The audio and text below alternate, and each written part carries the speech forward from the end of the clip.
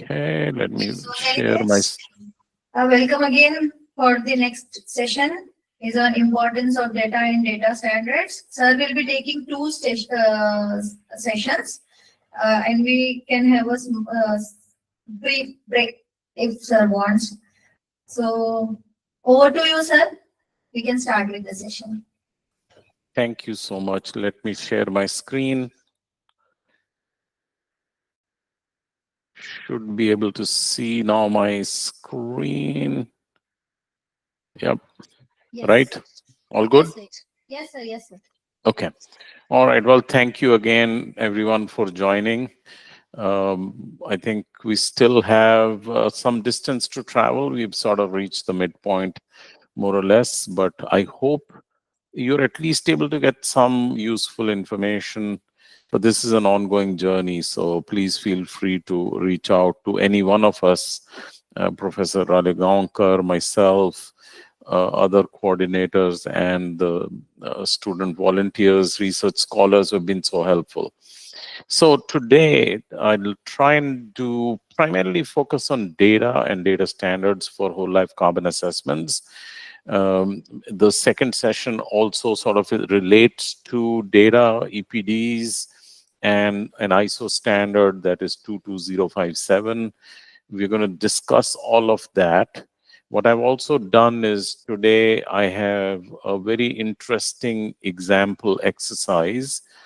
I will share it with you on slides. Maybe tomorrow we can find time that you can actually do it in the class. It's a very interesting little example, which I will share. So with that, let's get started. I'm going to cover all the topics that are listed in the agenda, but you may see slight shifting of the flow to just make it better, connect better, and be able to give you better information that way.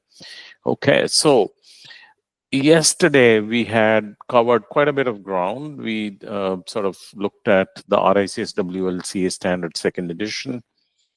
We talked about life cycle stages and information modules.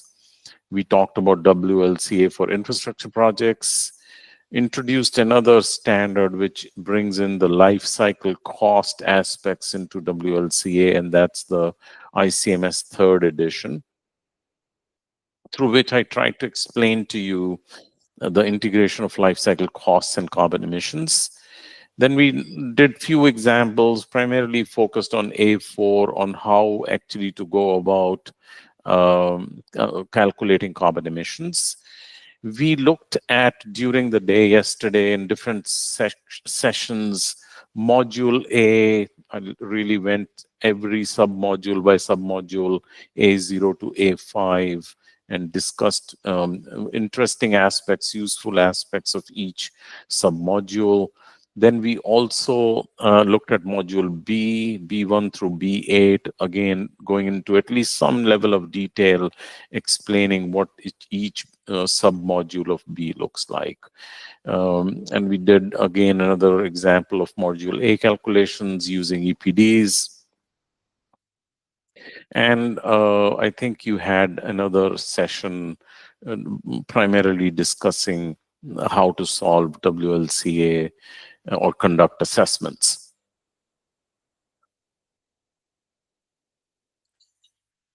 So I want to again give you a chance to see if you have any questions related to the 2 days, the sessions that we have conducted. Feel free to put those here. I'm going to just keep it. I think you should be able to see in some, maybe this is a new question. In some cases, the product manufacturer will not have control of transportation. How to handle it? Interesting question. I assume you are saying, because remember, transport takes place in two locations: transport within modules A1, A2, A3, in which the manufacturer of, I guess you're saying raw material.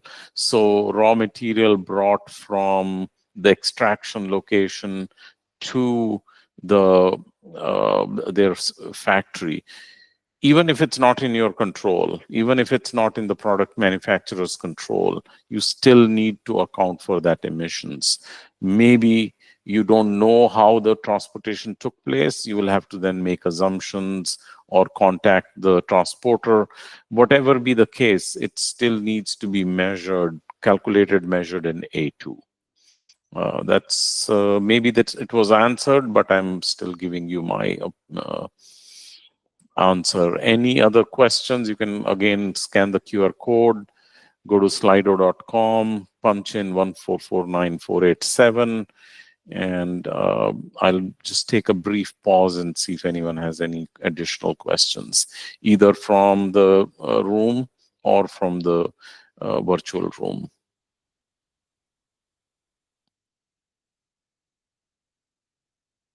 This is your chance. If you have any questions, maybe suggestions. Is there anything we missed? Is there any confusion we have caused? Either way, please let us know.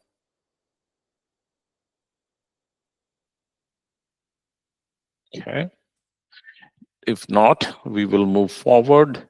I didn't notice any questions. So today in my two sessions, in various ways, I will try to look at three important things. Most of the time, most assessments, even though our standard says you should do at concept design stage, most standards, or sorry, most assessments would significantly rely on EPDs, environmental product declarations. Maybe you are asked when the design is complete to do assessment. At that stage, EPDs are going to play a very significant role. So from that point of view, I want to maybe spend a little bit more time on EPDs, explaining to you what EPDs are, their significance, and how you can grow the number of EPDs in a country in order to really grow the WLC ecosystem. We'll then talk about data itself, data standards, and databases. We are going to be covering digital tools starting this afternoon. So I'm not going to touch on that. We will rather take digital tools you use for WLCA in different sessions. So if you look at the title of the Gyan workshop, it's the role of data, digital tools, and standards. So we will be talking about data today, digital tools starting this afternoon. And then we already looked at a few WLCA standards, but we will also discuss data standards today. So slightly different things, and you will see that. Then I'm going to share with you an example LCA calculation, really a toy example, as they call it, but very interesting because you can see every step. To me, it helps me connect with how for every submodule the calculations take place. So with that, let's move to our first section, which is on EPDs. Okay, so an environmental product declaration is like your food label, which gives nutrition values. In this case, the EPD gives the product manufacturer a chance to provide details and data on environmental performance. So an EPD is actually a standardized document that shows the environmental performance of a product, material, or service. We saw an example of ready-mix concrete. We saw an example of a plasterboard. There are many examples. In fact, when we look at EC3 software tool, which many of you may have already seen, we would see how you can explore, search close to 200,000 EPDs stored in the EC3 system. It's an open source, it's an open, free to use software tool, which is a web-based tool, a carbon calculator with lots of EPDs. So we can see not only geographically how many EPDs are there, we will also be able to see what product categories or types for EPDs are available. So an EPD often used for product and materials in the built environment. So very, very common to use EPDs, but EPDs are for other sectors also. You will see generally EPDs for concrete, steel, insulation, glass, and other products and materials we used.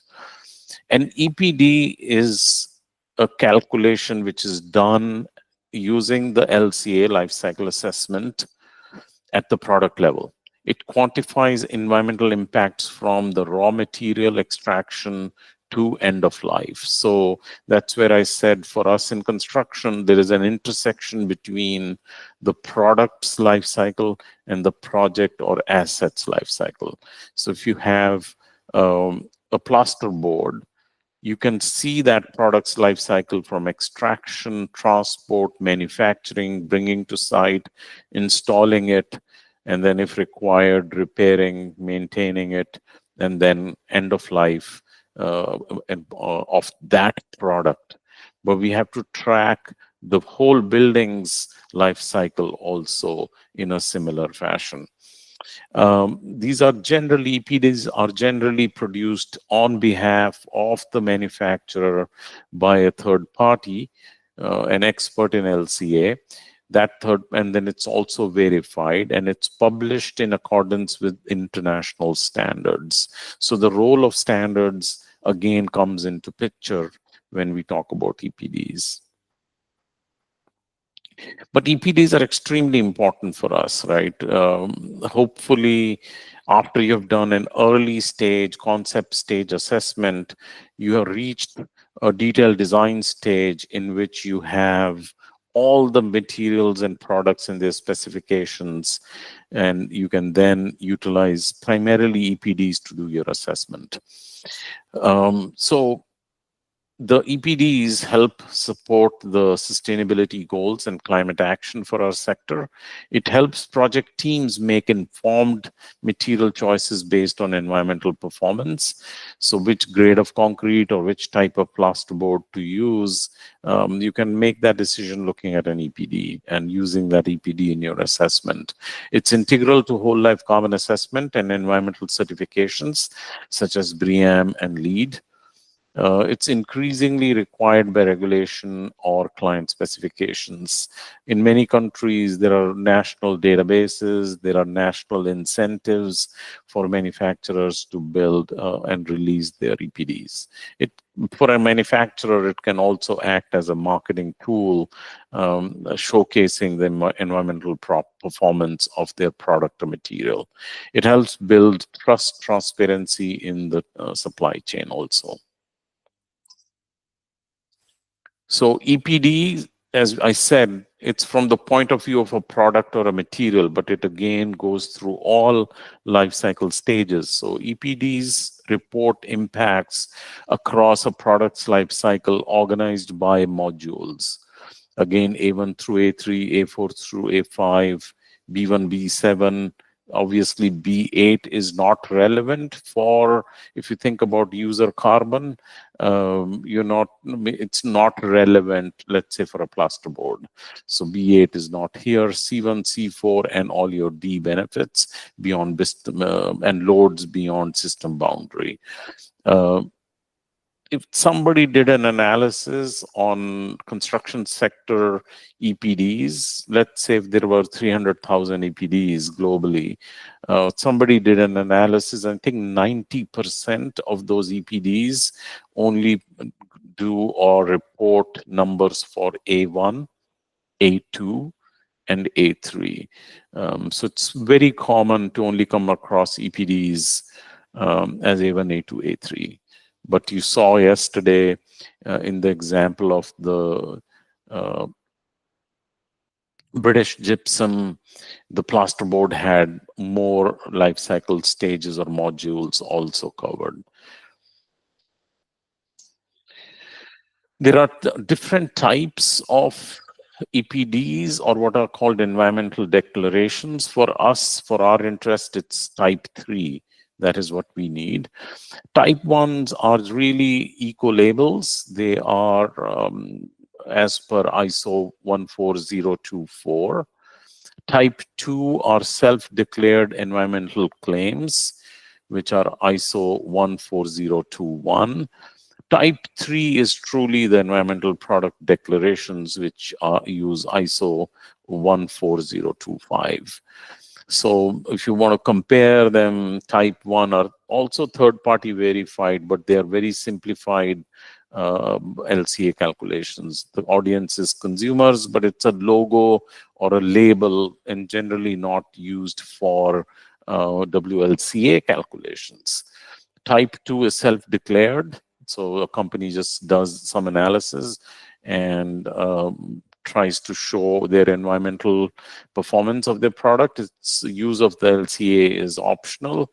Again, it's for consumers. So the labels are primarily for labels and claims are primarily for the end user, the consumer.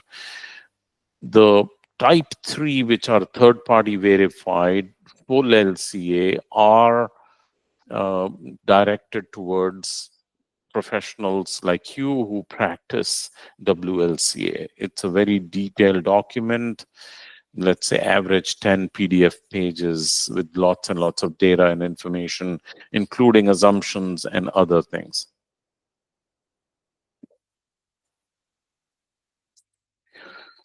So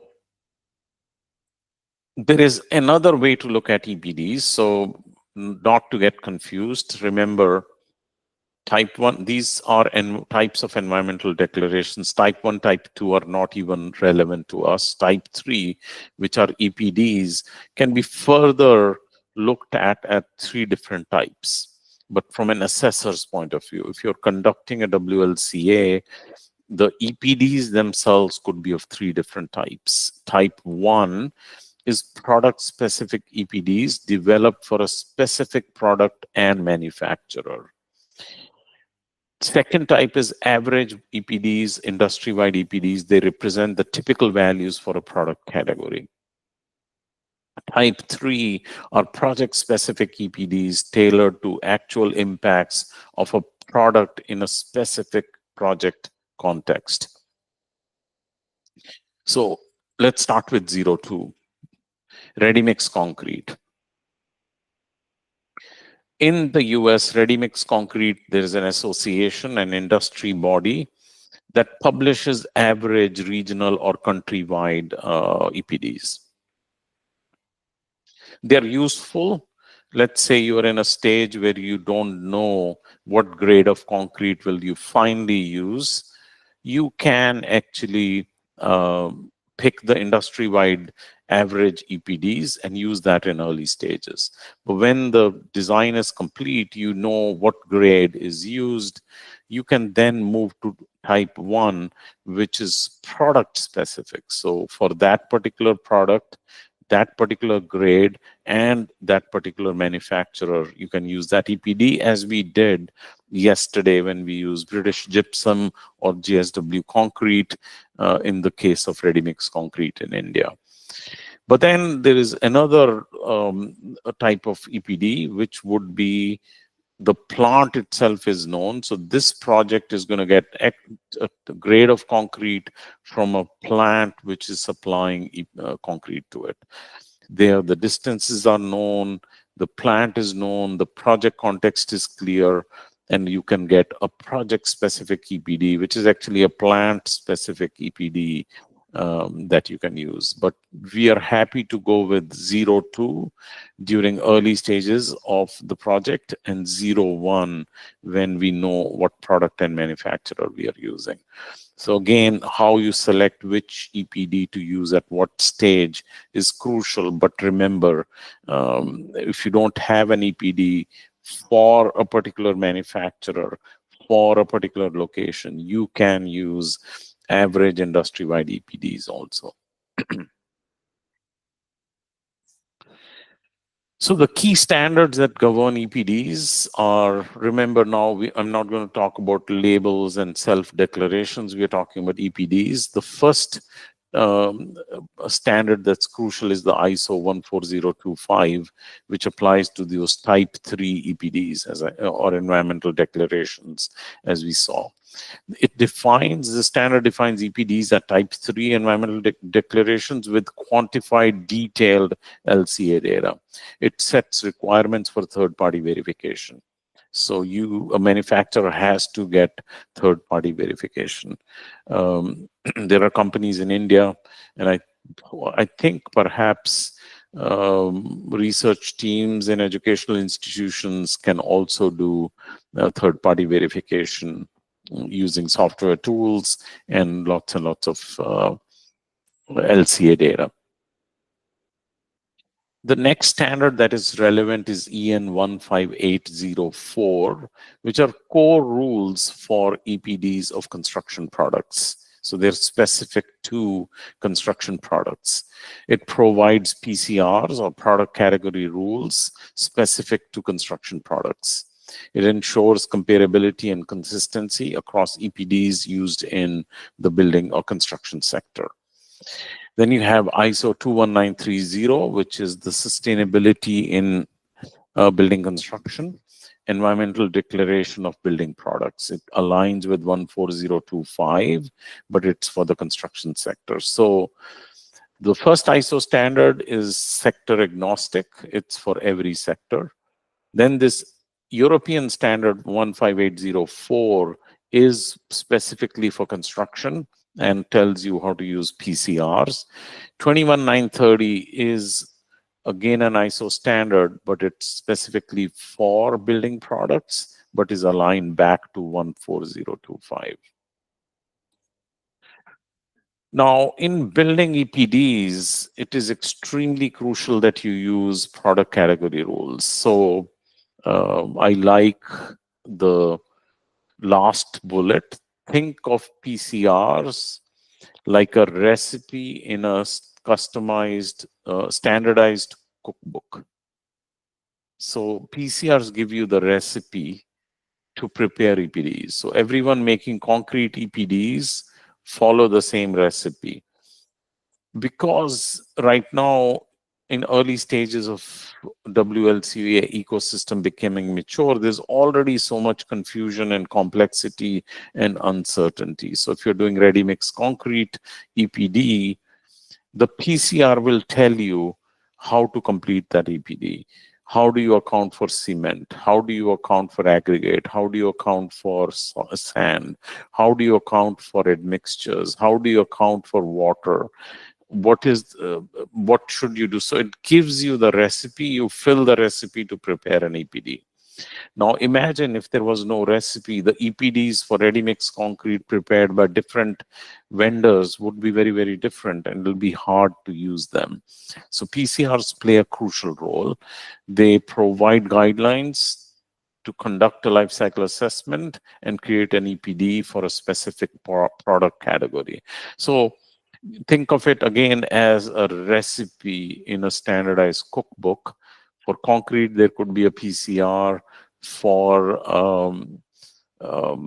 timber, there can be a PCR, because then you will have consistency in building these EPDs. They ensure that all EPDs for similar products are created and reported in a consistent, comparable, and transparent way. They specify the functional or the declared unit, the system boundaries, impact categories, and data quality rules, so manufacturers can follow the same rules. It tells you what is the system boundary. It tells you what can be included, what has to be excluded. PCRs are generally developed through an industry-wide consultation. They play a very crucial role. There's actually need for updating lots of PCRs for our sector.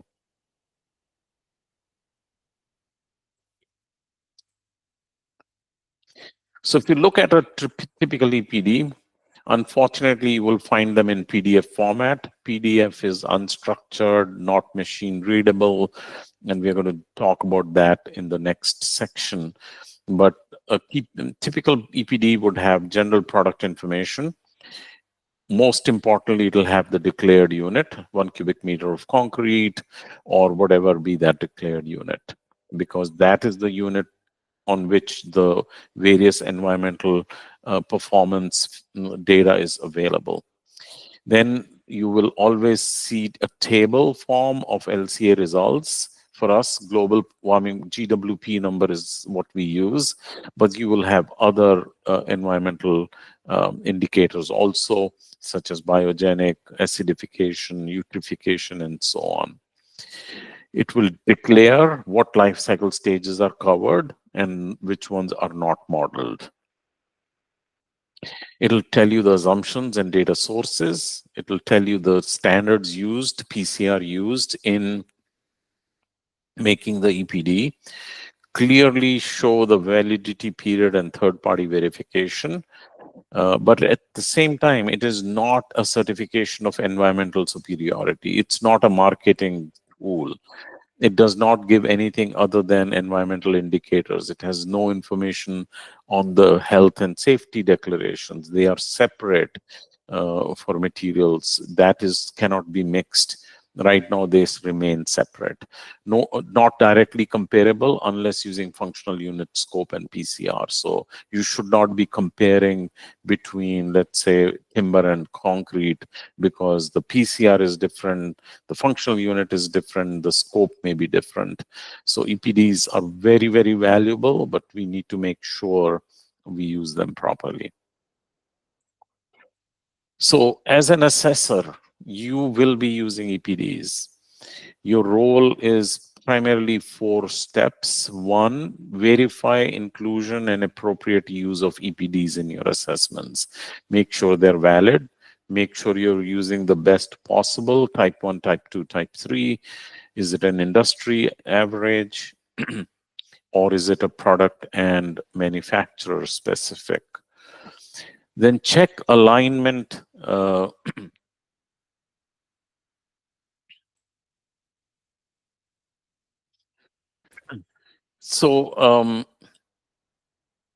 Check alignment with relevant standards and scope. Assess relevance to project-specific performance. For example, location-specific data for transport.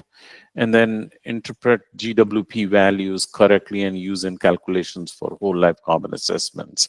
So as an assessor, you need to make sure you take these 4 steps when you use EPDs. Okay. I just have a message talking about a Google form. Yeah, I'll look at it, I guess, once I have.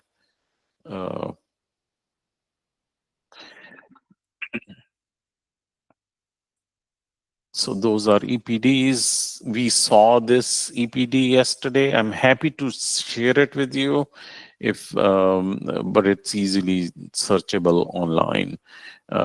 So unfortunately, that's how EPDs look like today. But things are changing. We don't want PDFs. We want machine readable, interoperable EPDs.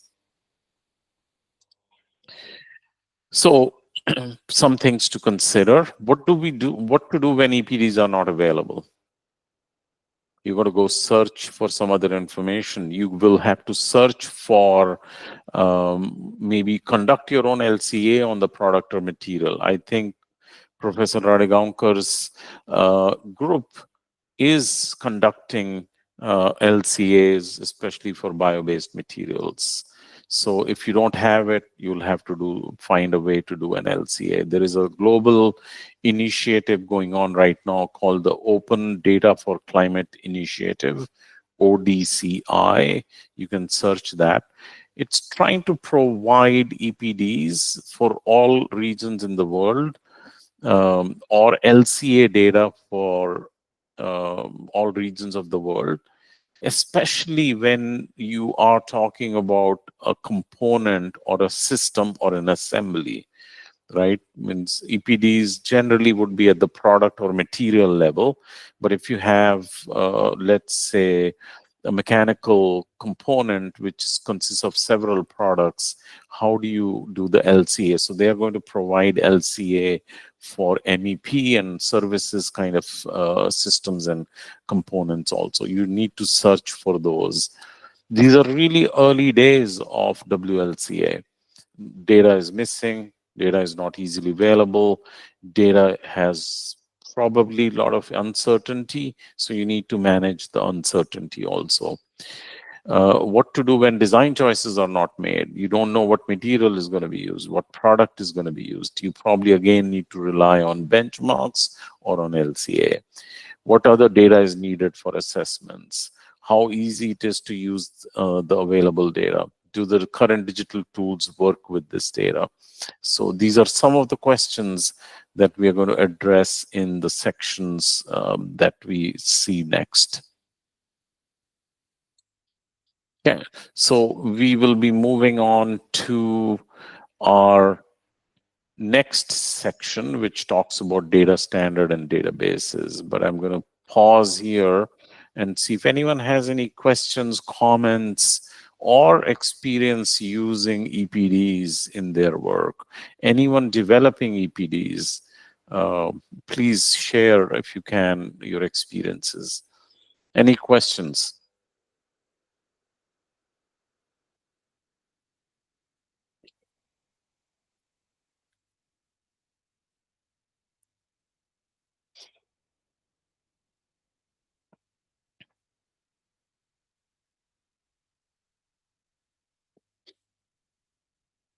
I think there may be a question. Yes, go ahead.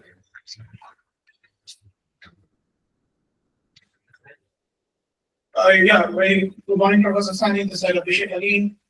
I have a Yes. question related to like EPD verification at site. So I'm just thinking in context to compressible strength. The time when the material is being delivered, we generally check for compressible strength of the concrete. But now, if the manufacturer has, like, say, declared something for the site to be delivered on the EPD aspect, a certain value, how we can verify at the site that the material that is being delivered conforms to the EPD level? A good question. So, as I said in one of the slides, EPDs do not replace your existing health, safety, structural, and quality checks. So, those need to continue. EPDs are only going to give you the GWP number that we are looking for the declared unit. But if that concrete fails on site, then obviously you have to reject that EPD and not use it in your assessment. Beyond that, there is no other linkage. So don't think that if you have the EPD, you can replace all health, safety, and structural testing related tasks. They still remain. We only use EPD for the GWP number. Okay. Any other questions?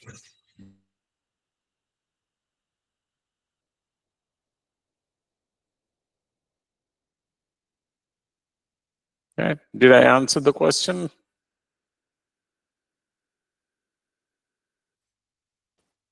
Okay. Assuming no further questions, let's move to our next section.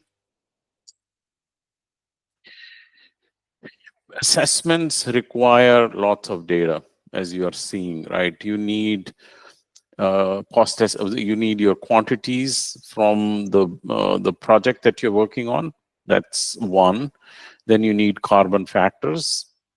And then in order to check whether your building is performing better or worse, you need targets, limits, and budgets, as we had been discussing. So the first bucket of data that you need is called primary data, sometimes also called foreground data for your assessment. This is the data that is directly taken from your project or asset. If you have a bridge project, volume of concrete, volume of weight of steel, maybe paving materials, all of the materials that are used, maybe structural steel piles, maybe precast members, maybe your sheet piles or other types of piling materials. All of that data needs to come from the asset directly linked to the project or the asset. Therefore, it's called the primary data or foreground data. This is a very important thing, because if you make mistakes in estimating the materials and products in your building or bridge project, obviously the whole assessment is going to go out of the window. So use best practices and guidelines for measuring quantities in your project and asset. That's extremely crucial. We recommend that you use BIM. You use model-based approaches to get as much great information as you can from your project, which is the primary data. The next bucket of data is called secondary data, which is also sometimes called background data. This is outside of your control. It's outside of your project or asset. Primarily, these are EPDs, these are PCRs, these are LCAs, these are nationally published values for emissions, maybe from vehicles, maybe from shipping, maybe from logistics. It may be waste, nationally published waste factors, or industry published waste factors, and so on. Without these two buckets, you can't complete an assessment. So if you don't have good quantities or primary data, you're in trouble. If you don't have access to good secondary data, again, you can't do the assessment properly. So foreground, background data are both crucial. But then the third bucket is you don't want to measure and not be able to benchmark or check against a performance level, right? So you need another data, which is limits and budgets, baselines, benchmarks, which tell you that the embodied carbon per square meter of a typical office building should be X. Embodied carbon emissions from an office building per square meter gross internal area should be X. Depending on the region, depending on typology of the building, you need access to the limits and budgets also. We are going to be discussing the UK Net Zero Carbon Buildings Standard briefly and share with you how they have set standards by building typology. So when it comes to data, which is the first driver in our title for this workshop, is basically largely encapsulated in these three categories. So primary, secondary, and then limits and budgets. So looking at, there's a company or an organization called Building Transparency, which is basically the producer of EC3 web-based carbon calculator, which is hugely popular. This is how data flows into an assessment. So you probably need a global LCA data set in which you have LCA data for your country, in this case, India. That bigger database then can be linked to other LCA impact databases, EPD databases such as the Eco Portal, and EC3's global EPD database also. So LCA data primarily, EPD data, all sits in a repository somewhere, but is accessible to your BIM tools, for example, building information modeling tools. It's accessible through the estimating tools where you're calculating the volume of concrete and so on, to your procurement tools, and then your LCA tools also. So digitally, these should flow into, that data should flow into these tools. If you're using EC3, you can access all this data through this kind of a workflow. So if you're an assessor, you can search for an EPD, for example, from this huge database, let's say for concrete for your region. In fact, if I use EC3 and give my address, I can actually search for a plant specific EPD. Let's say I can give 25 miles from my house, and I can find from my address, I can find a plant which publishes an EPD. I can extract that EPD and use it in my assessment. So that's the kind of workflow or data flow that you need in order to make assessments work. Yeah, so that gives you the big picture. Connection between primary, secondary data, as well as your targets and limits can flow like this. So then once you've done, let's say, embodied carbon calculations, EC3 is primarily for doing embodied carbon calculations.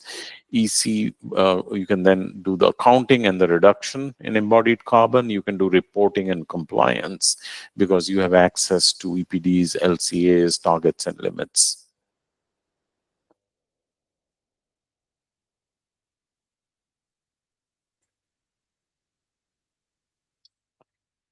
So when I've given you a big picture of the data that you have or require for your assessments. That data will work best if we had some data standards. If we had global databases. So I want to just touch upon 3 data standards and 2 databases. There are more, but the ones that I found relevant, I'm going to share those with you. So remember, we have 3 broad types of data that we need for assessments. Through data standards, we can set the semantics, the schema for the data, so that you follow that standard and you can then make data flow much more seamlessly, make it interoperable, make it machine readable also. Okay, so we're going to discuss openEPD, ILCD plus EPD, and the ISO 22057 standard. I put a plus sign because 22057 works with a number of other standards. Without those, it would not help us in our WLCAs. And then I will discuss BECD briefly and GBDI also briefly. So let's look at openEPD. openEPD actually has been created by Building Transparency. It's an open source JSON schema, which basically says that the EPDs should follow this schema and make those digitally available, machine readable, and interoperable. So openEPD, which is sitting behind EC3, can take a PDF. Hopefully, we won't need that, but a PDF EPD and convert it into a JSON file. Okay, that JSON file follows the openEPD standard or schema. So it's seamless. Data sharing is possible then between program operators, third-party verifiers, manufacturers, EPD databases, LCA assessment tools, and design and procurement platforms. So think about it. If you could connect Revit to openEPD, and you're designing a building in Revit, if you can search for all types of material EPDs and select the one that you're using in your Revit model, you can then automatically bring in environmental performance data in EPDs into your design authoring tool also. So unlike the traditional PDF EPDs, openEPD provides a structured, machine-readable format that enhances interoperability and data use. Yeah.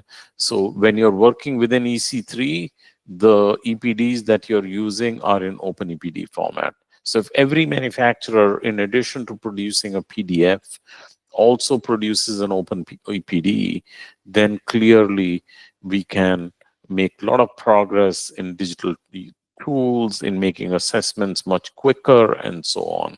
There are also now third-party providers. One entity that you can look at is called Materials 2050. It's a company called Materials 2050. It's essentially a catalog of all products and materials, not all, a large number of products and materials that can connect with assessment tools, design authoring tools, and you can get the information that you need on environmental performance and maybe other types of performance also for your product and materials choices within your project. I think there's an Indian startup also, or an Indian connection startup called Revalue, which again has this kind of approach where they can provide performance data about products and materials, plug it into a searchable front end through which you can find these low carbon materials also.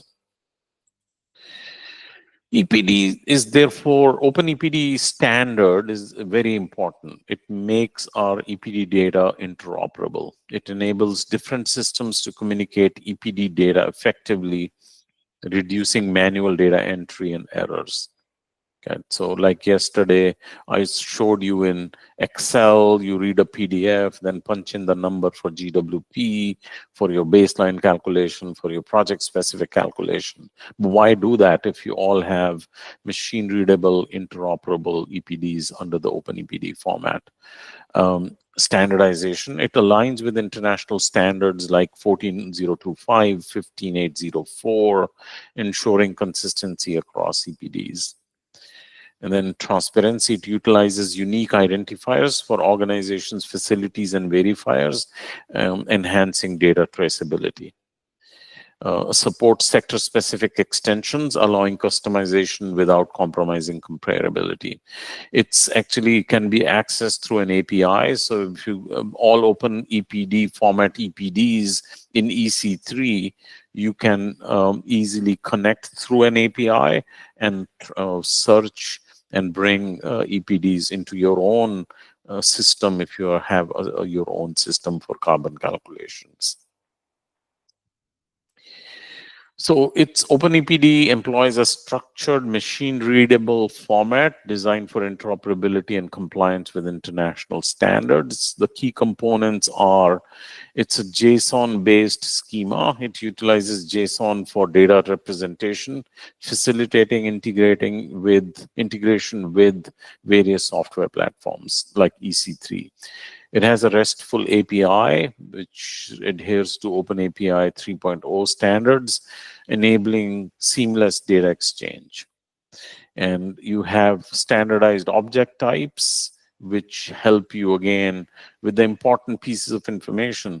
All the pieces the dates, the plant, the product, the declared unit, the measurements, the LCA numbers, the organizations, all those are very defined in an excellent schema, which can be then used. So this is how it would look like. If those of you are familiar with JSON or XML structure, this is a typical property value schema in which you have the unit of the GWP, you have other pieces of information in a very structured format. So you have organization's name, plant information, product information, and other measurement object types sitting in that JSON file. So openEPD has another tool coming out of Europe. This is from the European Commission, called ILCD plus EPD data standard. ILCD plus EPD stands for International Lifecycle Data System with Environmental Product Declaration Extension. So the main standard is the ILCD, which is a lifecycle data system standard produced by Europe. Added to that, that's why the plus sign is the Environmental Product Declaration Extension also. It's developed by the European Commission's Joint Research Center. ILCD, unlike openEPD, which is JSON, this is an XML-based schema. Hardly matters because both are machine readable. The ILC plus EPD format integrates EPD-specific information into the ILCD structure, facilitating machine-readable EPDs aligned with the same standards, EN 15804 and ISO 14025. It's widely used in Europe. It's used on platforms like Eco Platform, InData, and other national EPD databases. So globally, there are lots and lots of databases available that have EPDs stored in them. Rather than serving out PDF-based EPDs to you, these databases give you this structured JSON or XML file, which is interoperable and machine readable, directly pull it into a carbon calculator.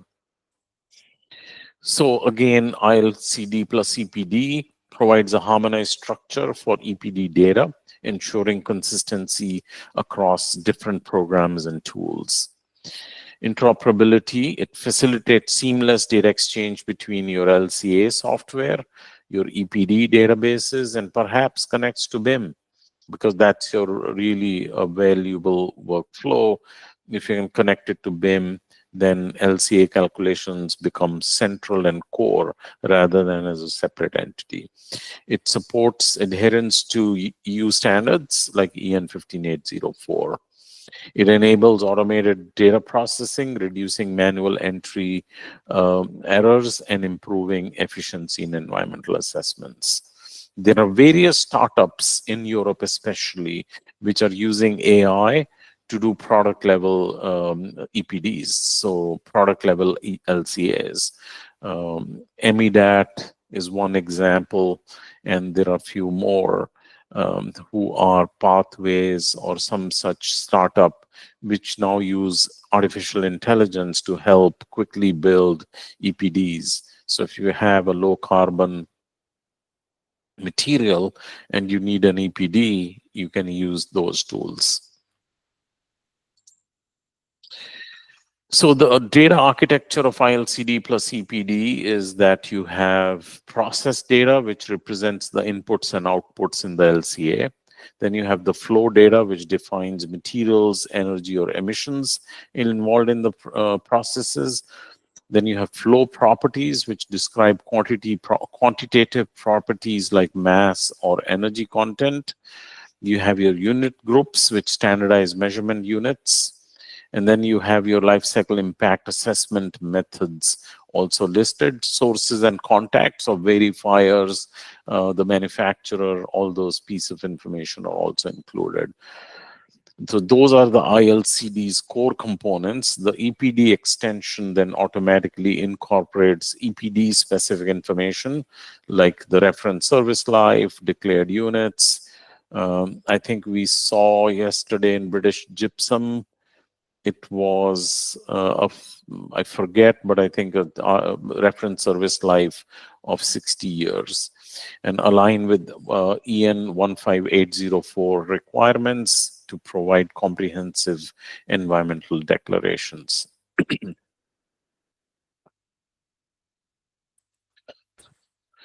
The third data standard that I want to discuss is the ISO 22057 data standard.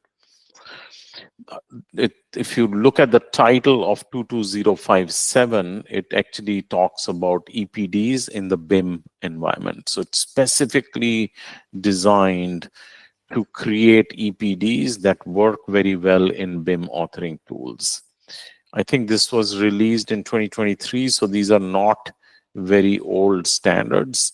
So ISO 22057 gives you the data template, which defines standardized data templates for EPDs, ensuring consistency and interoperability with BIM systems. It gives a machine-readable, interoperable, structured EPD. It aligns with two very important standards. That's why I said in my list, it's ISO 22057 plus. At the very least, it connects to two other data standards, ISO 23386 and ISO 23387, which provides the data dictionary as well as the product templates and properties for products and materials for construction. So with 22057, you can bring LCA data into BIM, EPD data into BIM. So this is my explanation of how this works. Let's look at it a little bit carefully here. So you have your EPD, which could look like a food label, right? So this is an illustration of an EPD that EC3 provides. So you can see from, this is the source for that figure. On one side is your ISO 22057, which title is Data Templates for the Use of EPDs for Construction Products in BIM. So very specifically, it gives a template for fitting EPDs that are going to work with BIM and can sit in a CDE or a common data environment. Tomorrow morning, we have an expert who's going to come and discuss this aspect of BIM and how it can be used systematically to do assessments. Now, connected to that, ISO 22057 cannot work on its own. It needs at least these three plus a foundation standard. I think all of you are familiar with the ISO 19650 series of standards, which are basically BIM standards. Global BIM standards, without that, today, probably no BIM project could be run. So base foundation is through ISO 19650 series. I believe they have what, 5 or 6 parts of the 19650 series. Sitting on the top of that is the standard called ISO 23387, which is data templates for construction objects. So it's a higher level standard which is used by 22057 to create a data template specifically for EPDs. Then you have the 23386, which provides interconnected data dictionaries.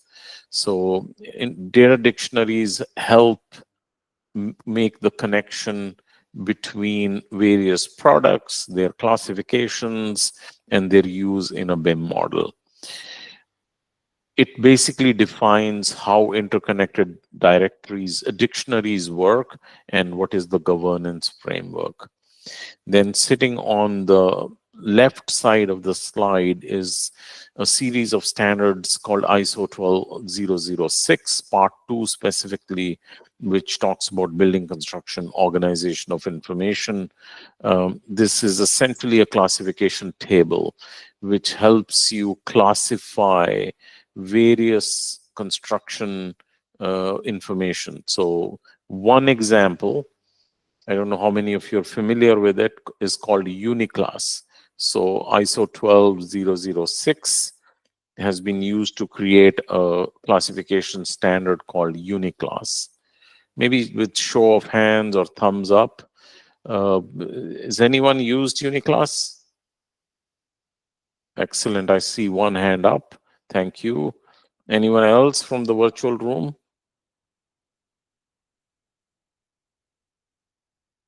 Yeah, you can look it up. It's a free resource available online. Search Uniclass, one word, and it will tell you. It is basically tables.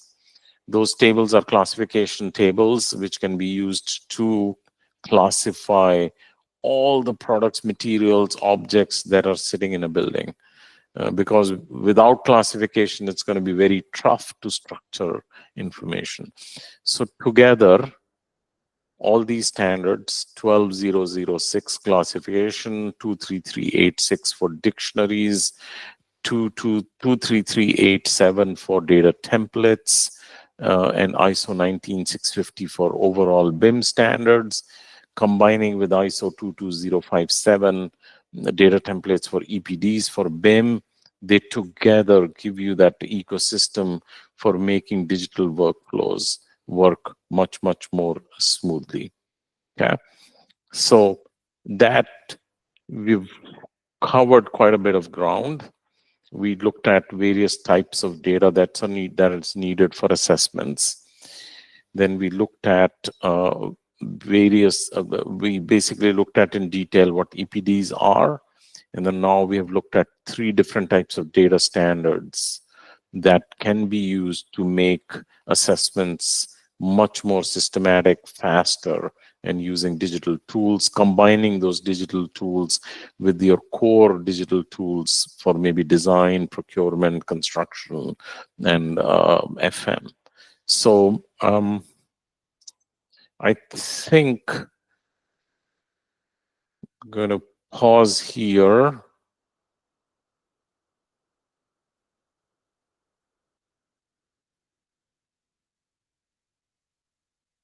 Maybe stop sharing and give you some time to digest this information as well as ask any questions that you may have.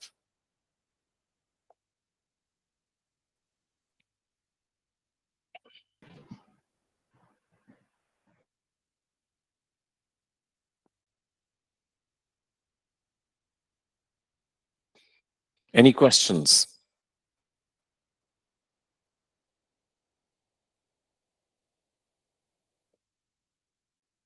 Right now, I don't need a break, but if anyone needs a break, please let me know. So let's share. Sir, Yes, Professor Dakwale, please. yes.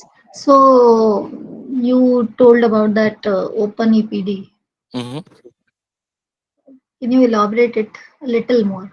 I mean, we are using it, going into the interface, we are downloading it, and then using that particular data in our calculation.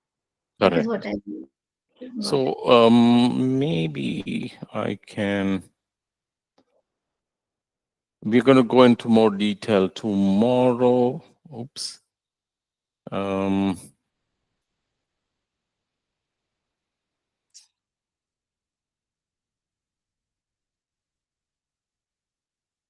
so let me try and share my screen again. For some reason, things are not working. Share, maybe this Chrome tab. I'm going to share. I hope you can see my Chrome tab now. Yes, This yes, is sir. the website on openEPD.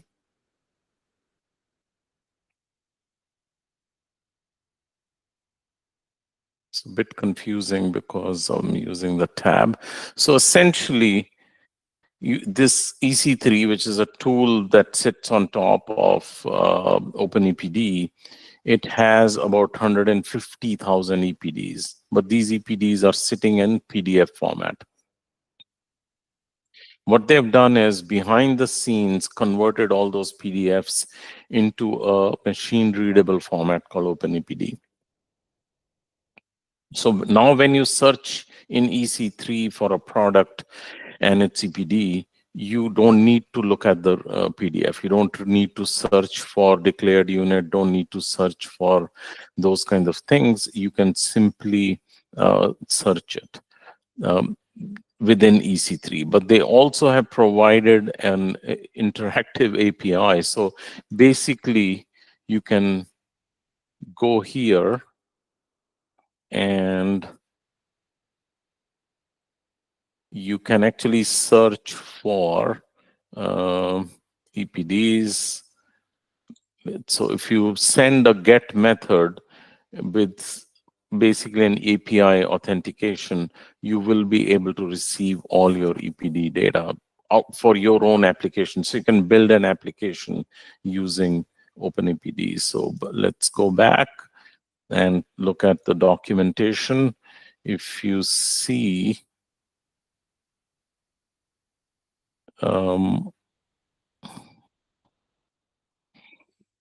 this is how openEPD works. So like a masonry unit is defined like this.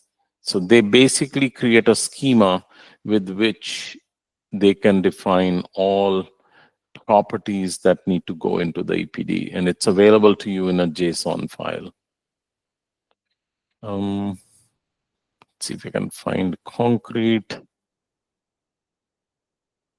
So all these are listed here, which are also available in EPD, and they tell you how to create a Python code to search through this.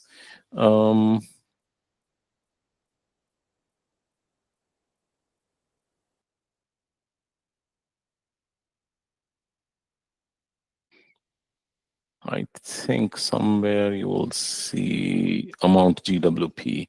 So openEPD gives a clear structure on how you should define your GWP number. So the quantity, the unit, and any extended properties. So that's what the role of openEPD is. It's basically giving you a structured JSON schema based on which EPDs can be stored digitally. So I hope that makes sense. Yes. Okay. Perfect.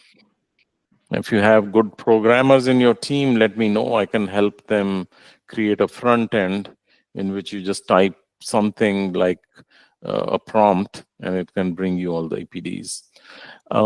Okay, let's not get carried away. Any other questions?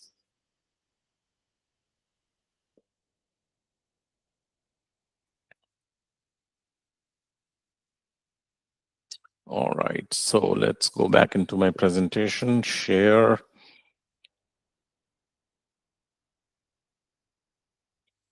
So we covered that. Now let's jump into two databases.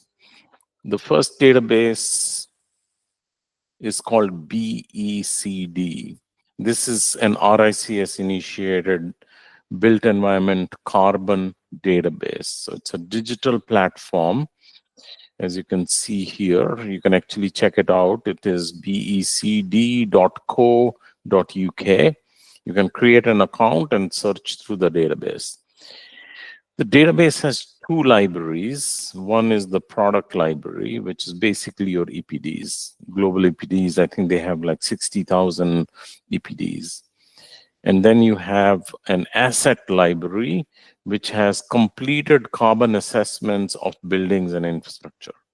Okay, so you can go to becd.co.uk and you can check out what asset library, product library tells you.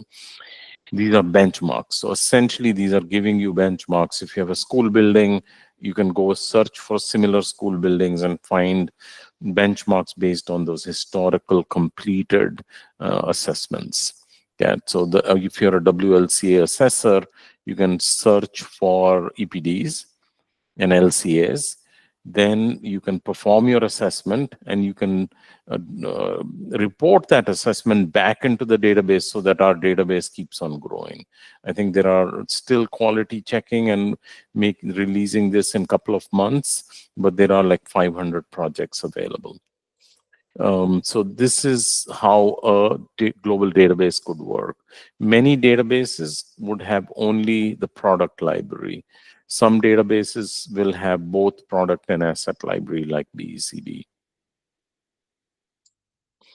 So BECD is primarily run by RICS with the help of these other sister organization or founding organizations like RIBA, iStruct-E, UKGBC, and others. We have the data that we are receiving is coming from these current collaborators.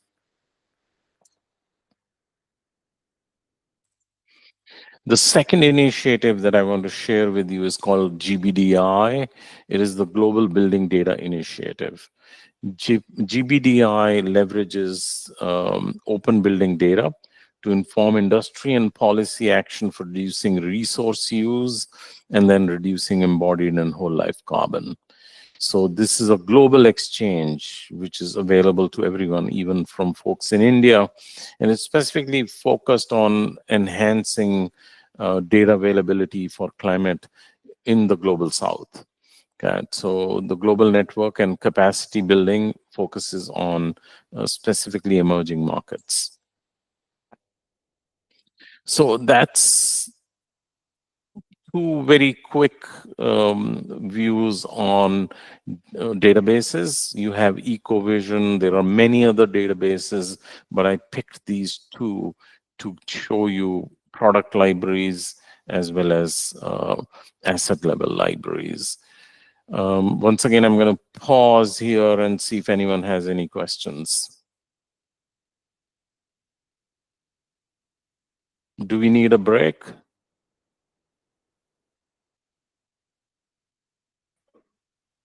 Sir, at our point, we can continue if you want to. Yes, I can. So maybe we'll finish early that way, not take a break. Okay. So next thing I want to do is maybe it will make you smile. It is an excellent LCA example calculation. So maybe you want to pay a little bit close attention. Screen may be small, but let's see how it works out. So I'm going to run a simple example that is published by the Carbon Leadership Forum. Okay, so it's not mine. It's copy pasted from the Carbon Leadership Forum. It's a small gingerbread house. So this is the house made of gingerbread. But it gives you a feel for, through a very simple toy example, how do we do LCAs? Okay. Everyone with me so far? Yes, sir. Okay, screen has stopped moving. Okay. Perfect. So remember my discussion from yesterday, very simple steps that you need to take to conduct your LCA or WLCA assessment. Setting the goals, setting the scope were the main things. So for this toy example, define goal is the first step. So our intended application is to demonstrate the basic steps of performing an LCA of a building in accordance with the steps outlined in a standard, for example.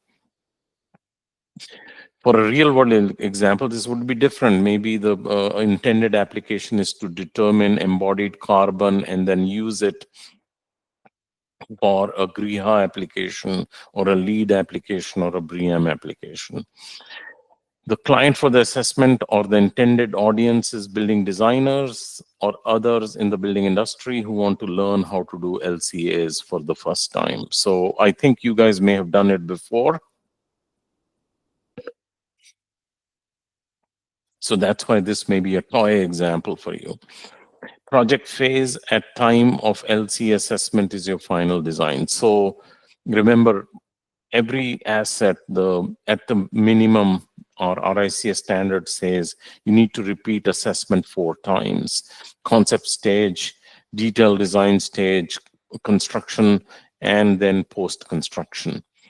This particular assessment is being done when it's in the final design stage, so you have design information available to you. And then sources of environmental impact data are going to come from simple tools, because this is an illustration. We're going to use an energy use calculator, or has been used, and an EPA e-grid data for energy emissions coming from energy that you use. Okay, now this is probably small, right? Is there a way to zoom?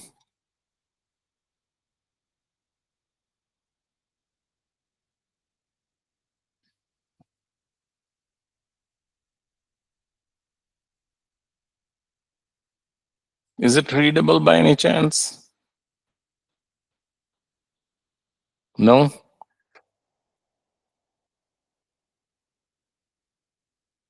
Some response, I'm assuming not readable in the classroom as well as in the virtual room. Sir, it is readable. Okay, excellent. Maybe what I can do is, okay, so basically this is the second step in which you're defining the scope. This building has a footprint of 12.5 inches square. Okay, so it's a very small footprint. The total gross floor area is 25 square inches. So that's the two pieces of data. And then the occupancy type is high hazard as per the IBC. It's a multifamily using, so that's the classification. Like Uniclass, there is another classification system called Omni class. So as per that, this entity is 11-13-21. No daylight simulation has been performed. Design life expectancy is 1 year. Uh, no occupants because it's a toy, it's a gingerbread. No HVAC, it's very simple. No natural ventilation simulation has been done. There's no parking lot, and no other systems. The design, sorry, the RSL, not the RSP. In this case, the required service life is the same as the reference study period is 30 days. Okay, the structure type is gingerbread, climate zone is given, and so on. You get the point. Basically, this is how you would define the scope. And then you can have other pieces of primary data from the building: average ceiling height, building total height, number of stories above grade 2, number of stories below grade 0. Okay, so you are basically, like I showed you in ICMS 3rd edition, you have a detailed project attributes and values. You need to show those so that the assessor can then conduct the assessment.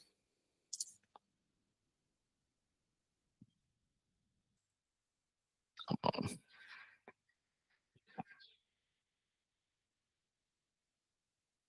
Okay. The project construction cost is $5. The name of the project is Gingerbread House LCA Prototype Building.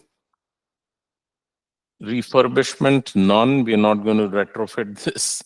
The reference study period, as I said, is the same as your required service life, RSL, 30 days. System boundary, the building scope includes all applicable components from the reporting template.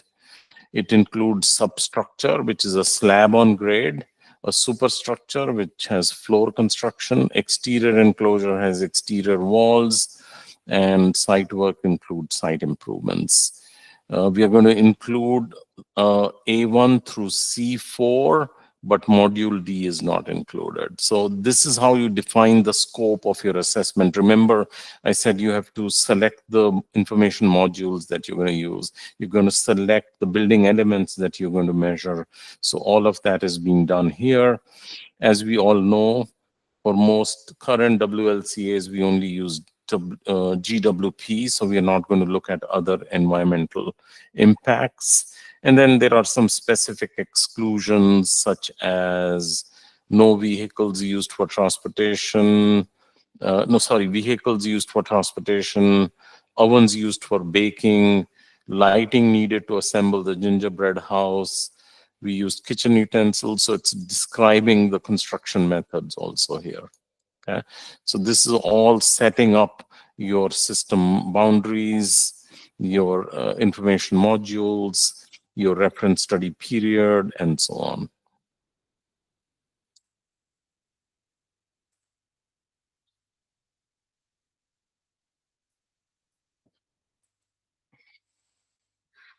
Okay.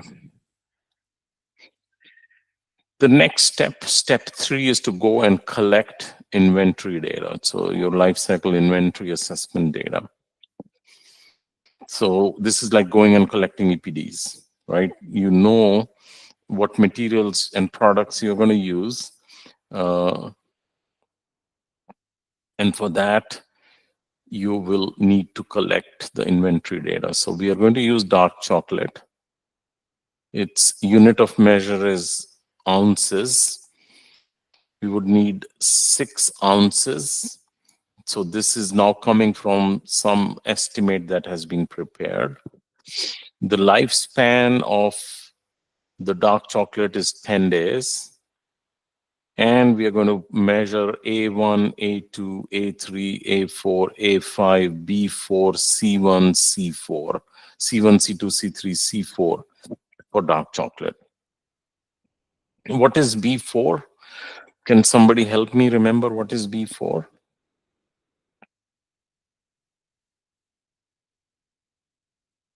What's the name of the module B4? This is sort of a quiz, maybe.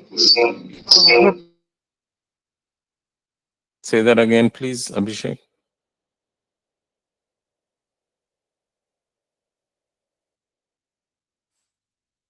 I don't know if you have my slides. You can go back and look what B4 is. I'll leave it up to you guys to find out what B4 is. Okay. Then you have icing, which is measured in pounds. You need half a pound. It also has, yes, excellent B4 replacement. Thank you, Monica. 10-day lifespan. You will measure the same life cycle stages. And you can see we are simultaneously identifying building elements. So dark chocolate is used for substructure, for slab on grade. Icing is used in substructure for foundations. Then we're going to use 1/4-inch thick cardboard. It's measured in square inches. We need 100 square inches. Lifespan is 3,000 days. So you will notice we are not going to do B4, because if it's going to last more than 30 days, you don't need replacement, right? So this is how first you need to set up your modules. That's an interesting observation. Then it's used for substructure in the foundations. Then you have gingerbread measured in cups. You have 2.5 cups, 10-day life. So it will need replacement, same modules. It's used for exterior enclosures in exterior walls. You have additional icing, 1 pound, 10 days, same modules used in superstructure for the floor construction. Then you have candy canes, 6 candy canes, 15 days, will require replacement once. So A1 to C4, used in site work, used in site improvements. Then you have licorice, which is 4 each, 15-day cycle, again, same modules used in site work, site improvements. Then you have Skittles, which, if those you're not familiar with, are like candies, look like gems in India, but it won't be gems. It doesn't have chocolate. I think they're more, I'm sure you guys know. 8 Skittles, lifespan 15, used in site work for site improvements. So you see that somebody gave us this primary data, right? Somebody gave us this life cycle data. Somebody gave us this information, then we selected which modules. We are simultaneously classifying where these things are being used in the building. So far we have got the basics, correct? Okay, let's see, come on. Now we need to do the scenario description. We're going to look at A4 module. We are going to make an assumption that transportation of materials, all that were listed on the previous slide, are going to be bought from the nearest grocery store and brought to the kitchen. And we are going to use our own car, and the total distance travel would be 5 miles. Okay, so A4 more or less is defined that way. A5, construction installation. I hope this is readable again. We use baking. Okay, so we're going to use an oven for 15 minutes at 350 degrees Fahrenheit. It's an electric oven for 15 minutes. And for electricity emissions, we are going to use US EPA's E-Grid region and WPP. So in construction, we use that electricity for baking. Then we assemble the gingerbread house with remaining ingredients by hand. No additional energy is used beyond human labor. The waste is plastic and other non-recyclable packaging. Water use, we assume 1 gallon of domestic water, unheated water. So you can see that for every module, you're thinking through the construction method, you're thinking through material waste, you're thinking through energy use and other types of emissions and capturing it. B1 use stage is ignored because I think other than the aroma coming from the gingerbread, there is negligible environmental impact. B2 maintenance, occasional dusting may be required, but there is no environmental impact. Repair is not anticipated because most of these products are going to be replaced if needed because of their shorter lifespan compared to the 30-day RSP. No refurbishment is needed, no energy use, no water use. And then there is a whole bunch of C1, C2, C3, C4. B4, which is crucial, is the main emissions in B, which is chocolate is going to be replaced 2 times. Gingerbread is going to be replaced 2 times. And then icing 2 times, candy canes once, licorice once, Skittle once, and cardboard doesn't need replacement. So literally we are walking through each step, each module, each material or product and thinking through. C1, the gingerbread house will be disposed in its entirety in the composting bin, which will be taken to the local composting facility. So the cardboard will be disposed of in the recycling bin. So what they're actually doing is they're making these by material they are discussing. If it applies to all materials, you don't see any breakdown. But here, since B4 is specific to every material, they show that breakdown. So you can read this. I will share this with you. Maybe you can try it by hand and get a feel for how to run an LCA. Any questions before I move forward? Few more slides.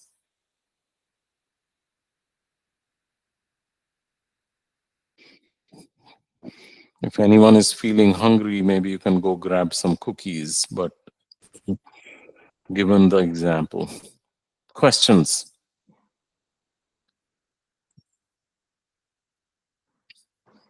I see Professor Dakwali have come off of mute, so question? Oh, yes, yes. Sir, it is clear so far. Only Okay. for an actual example, we'll have to go with all the details of B5, B6 through B7, Correct. C1 through C4. Correct. Absolutely. So if it was a building, Whatever you you will. have taught Mhm. yesterday, day before yesterday, those Correct. all points will have to be covered here. Yes. So if it was a building, B1 use, if it's a air-conditioned building, you may be buying every year some refrigerant, right? They come and top it up. So if you knew how much refrigerant is leaking, you can estimate B1.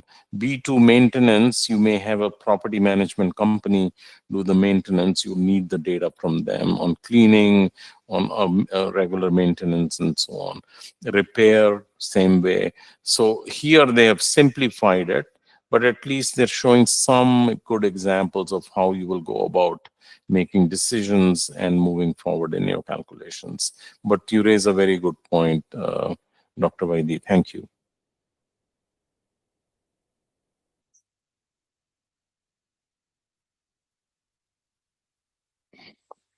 So now we are going to go perform the impact assessment. So all materials listed here, all production stage, all information modules listed here. In this example, we're going to combine A1, A3, A4, A5, B1, B7, and C1, C4 separately. Okay, so we are not going to do A1 separate, A2 separate, A3 separate. So the units are known, correct? So we are just now going to find the GWP in grams of carbon dioxide equivalent per unit of material These are the units. So from the previous slide, you've seen these.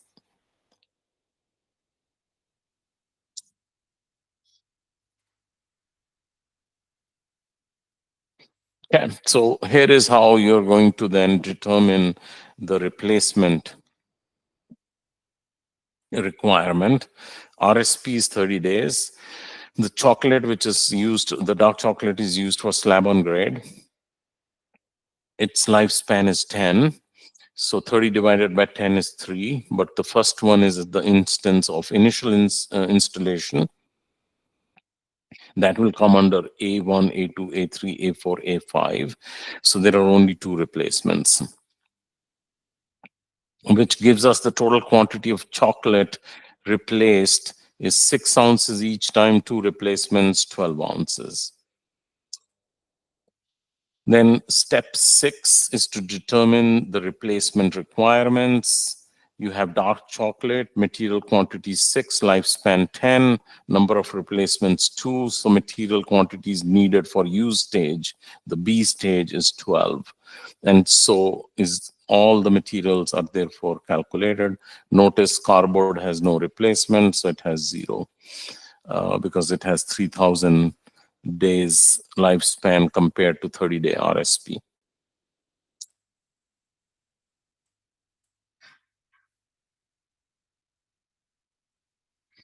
Okay, so how do we calculate material impacts?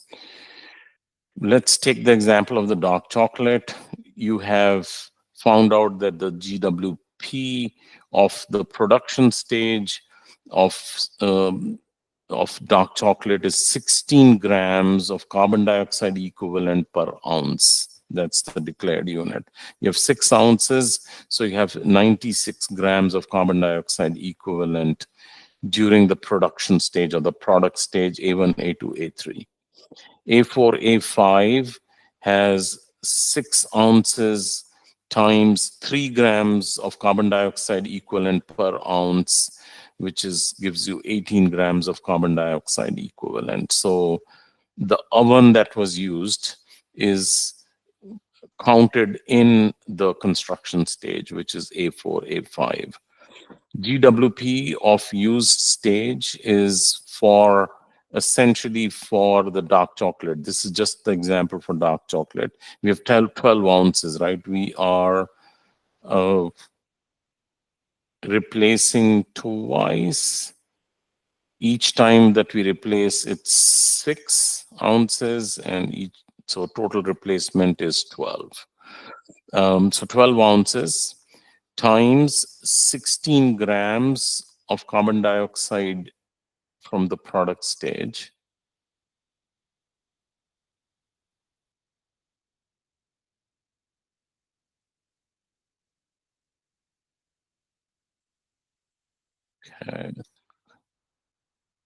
Okay. Remember, this is the emissions GWP number for production stage for 1 ounce of chocolate. So when you replace, you still got to go buy that dark chocolate. So it still is going to have some product stage emissions. It will still have the construction stage emissions. And then it will have 3 grams of carbon dioxide equivalent per ounce for C, module C. So it gives 264 grams of carbon dioxide equivalent for B4. Okay, remember we said B4. Yes. Shobha, there's a question. Go ahead, please.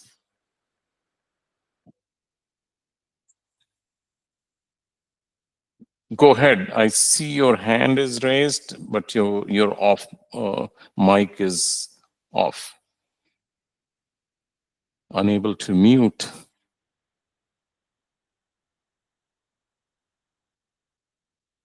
Can somebody in the organizing team there unmute? Yes. Sir, she is asking, I think she has unmuted. Shobha, please go ahead.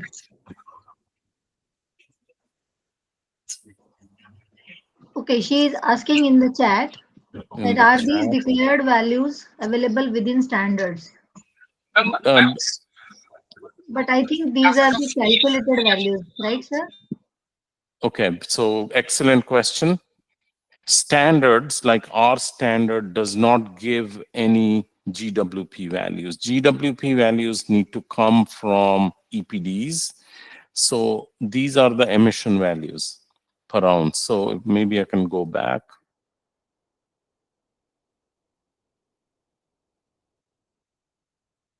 So you need, these are those emission values. These are GWP, global warming potential.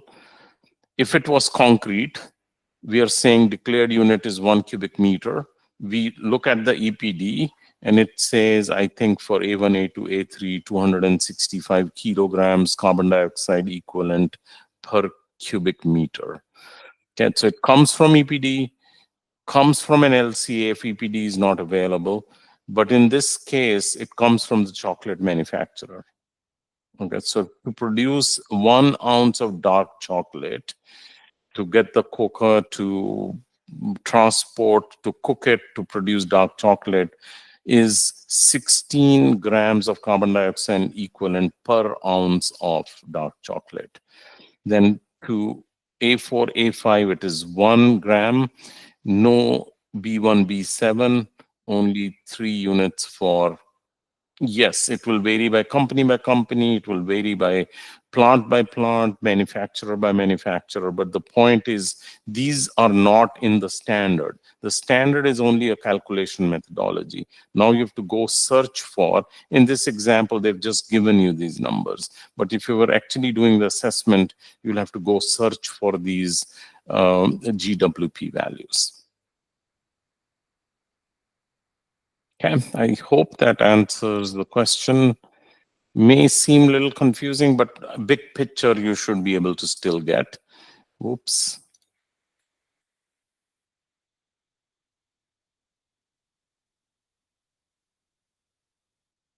In this table, we are simply calculating how many replacements and how much additional material for replacement we need. Here is one example. So remember, in construction, first,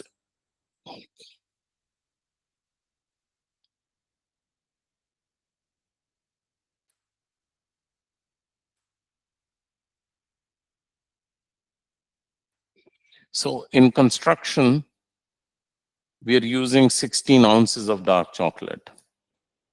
Each ounce of chocolate emits GWP of 16 grams of carbon dioxide equivalent. Multiplying the two gives you the GWP for the production stage for the dark chocolate. To construct using the dark chocolate, you need you release 3 grams of GWP in terms of grams of carbon dioxide equivalent. Since we're using 6 ounces, you get 18. Then comes B4. In B4, we are doing 2 replacements. Each replacement is 16 ounce. Total material is 12 ounces. You already know that so when you're doing a replacement, you're again getting the chocolate. You're still constructing it. So you still are using these numbers, 16 grams of carbon dioxide equivalent for product stage, 3 grams for construction stage, 3 grams for end of life stage, giving you a total B4 value for dark chocolate as 264. The end of life calculation, 6 ounces, 3 grams, 18 grams. So you will repeat this for all your materials. So dark chocolate I just showed you. Then you will do the same for all other materials under A1, A2, A3, A4, A5, B1, B7, where we know it's only B4, and then C1, C2, C3, C4.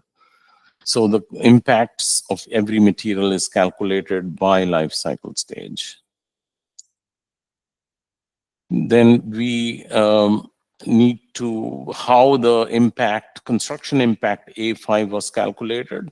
This is just an explanation. We use this oven in the kitchen at 350 degrees Fahrenheit. We run it for 15 minutes. It is consumes 2400 watts.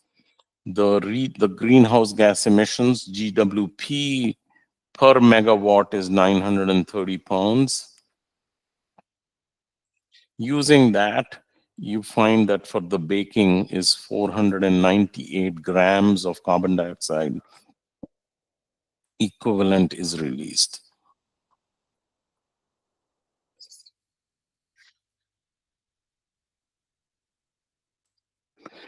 Now you can, this is looks pretty real. We're basically using different materials, but you will then report the results. You will put the life cycle stages here. Generally, we'll put the building component category here. You could add materials here, or you can put the materials in the legend. So you're going life cycle stage by stage, building element by building element, and then materials. So A1 to A3, you have emissions coming from your exterior enclosures, that means walls, coming from site work, coming from substructure, and coming from superstructure. Does it include procurement, transportation costs in the product stage? Yes, it does. So A3 is included. We include A1, A2, A3. So you have, in the exterior envelope, you're using gingerbread, right? So that's the emission coming from there. For the site work, you use Skittles, you are using licorice, and you are using candy canes. So the emissions are listed here. Then for the substructure, I think you use dark chocolate for your slab on grade, and icing for your foundation, and then licorice also. So that substructure emissions are here. And then you move to the construction stage, same materials, same building elements, use stage B1 through B7, end of life. So this is showing you the emissions, okay? Just looking at this graph, which material do you think is causing the most emissions? As a guess. Dark chocolate? Fair to say that? Exterior enclosure.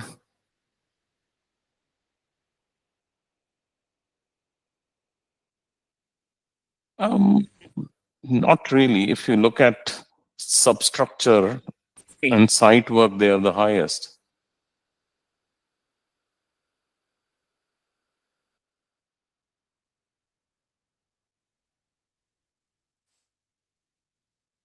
So again, you can have different interpretations, but you see how the results get reported so that you can see the information module, B1, B2, B3, or any, you can see the building element, and then you can see materials, concrete, steel, glass, carpet, paint, all of that, from which you can draw up a heat map and say, oh, it looks like if I need to reduce carbon, I need to focus on carbon and steel because it's showing the most emissions.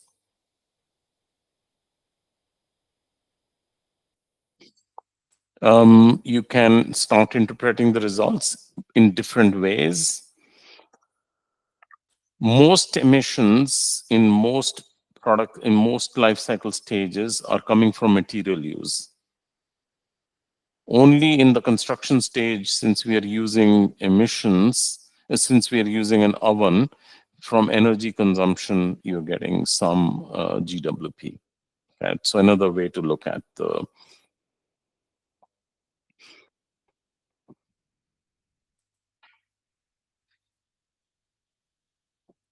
You can also do sensitivity analysis. You can change RSP from 30 days to 60 days. If you notice, the only place it's going to change is here in the use B4 because number of replacements will increase, right? The rest, I think everything remains the same as expected. So the use stage emissions jump from 720 to 1960.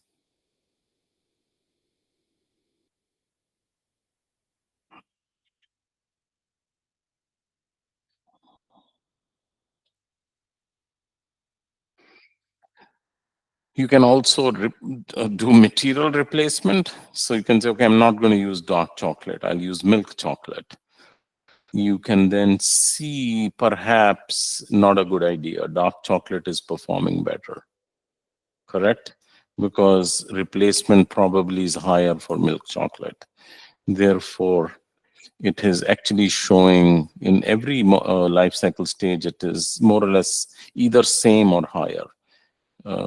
This one also is higher. This versus this. This definitely replacement is much higher. That's what can be done with the WLCA. You can look at different grades of concrete and so on.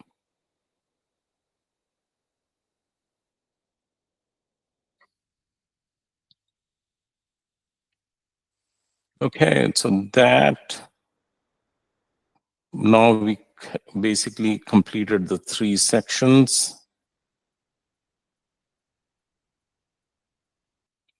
That's a good comment.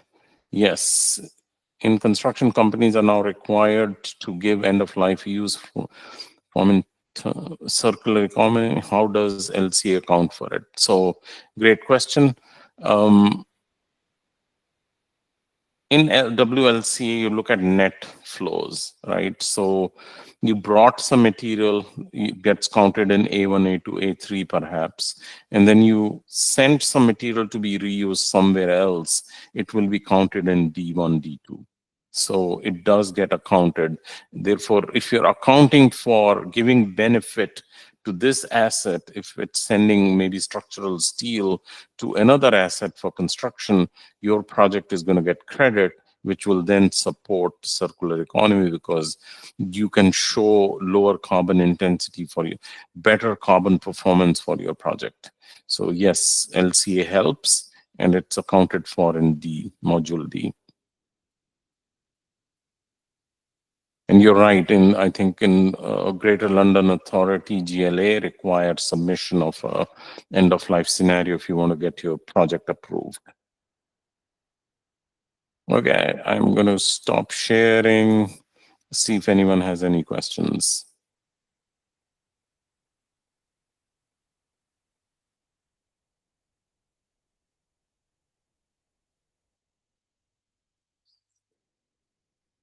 Okay, I do need maybe a few minutes, so I'm going to go get myself some water. I'm online. I'm just going to turn off my mic and cam. Perhaps 5 minutes. So if somebody Yes, else so, needs to. sir, are we going to continue with or quiz if you want to? Yes, Because we so have a basically, session timing up to 1. I mean, we still have some 25 minutes in yeah, hand. I think that's a good idea. I have few more slides to cover, but I'm going to cover them tomorrow. So I can stop here, but still give me 5 minutes. I will review the quiz quickly, come back, turn on my camera and mic, and tell you to go ahead, and then I will drop off. I think I probably need some sleep. It's about 3 a.m. So there's another question. If you're calculating other impact categories also, then how will we compare them? Which impact category has inverse? Oh, that's a very, very good question, Abhiram. I'll have to give it a thought. Comparing is not, I guess you're saying comparing between GWP, AP, EP, between them, which one is worse? I have not thought through that, but it's an excellent question. Let me get back to you on that one. So the example that I used is a PDF. I can share that with you. You can read it. But maybe we can find time tomorrow, half an hour. You guys can sit together in the virtual room, in breakout rooms, or in the room and discuss and maybe do some calculations yourselves. So here is the plan. I'm going to need 5 minutes. when I come back, Dr. Dakwale, I'll give the okay to run the quiz. I will end the call, meaning I will leave the call, and I will see you guys tomorrow then. There are like a few more slides. I want to give guidance on module C and D, which we missed, but I think I can catch up tomorrow on that. So we have after lunch, somebody is doing the Gabby software, correct? Yes, yes, sir. And then we have already given to Mr. Atif the link, and he will do a demo of IFC Edge Right. after the tea break, correct? Yes, yes. All right, so we are all set. Give me 5 minutes, I'll be back. Sure, sure.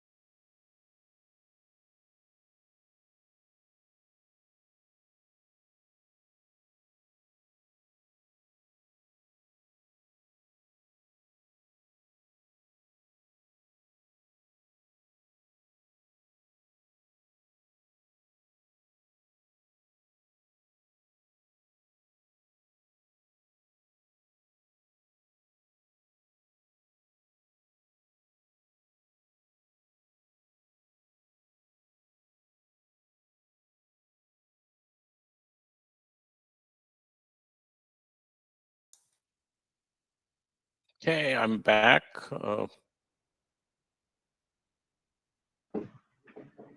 Dr. Malik, look at it looks excellent. One minor change. Okay. On question 23, place in the question the term infrastructure with IMS.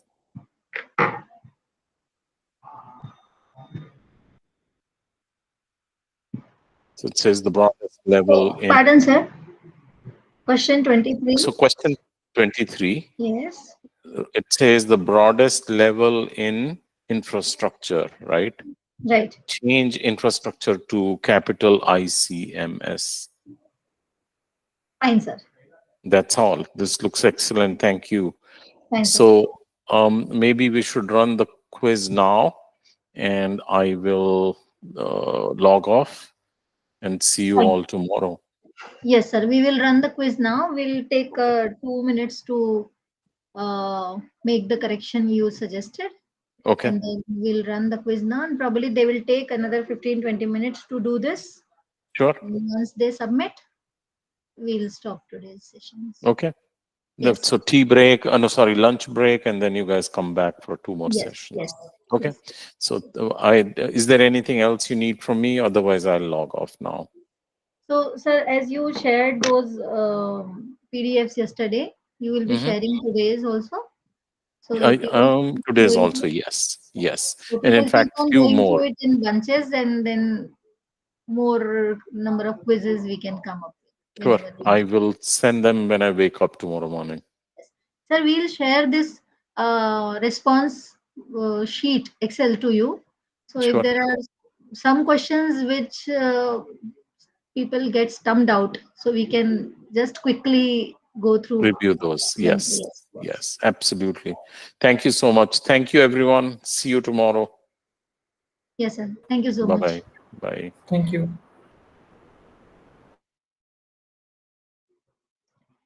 So all the participants will be there in the meeting. We will be running the quiz.